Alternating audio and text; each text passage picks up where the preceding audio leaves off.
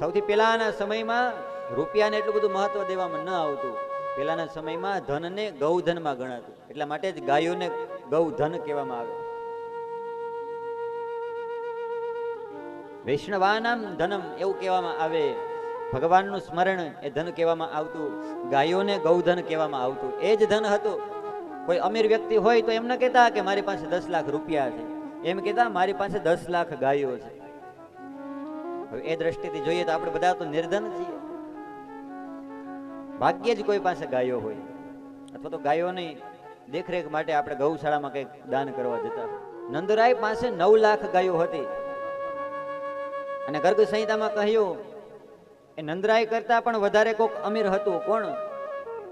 તો વૃષભાનુ, બરસાના રાધાજીના એ પિતા. એ વૃષભાનુ પાસે 10 લાખ ગાયો હતી. નંદરાય કરતા પણ એ વધારે અમીર હતા. તો આવ લાલો એમ કહે છે કે આપણે ત્યાં 9 લાખ ગાયોમાં હું એનું માખણ શા માટે ખાવા જાઉં?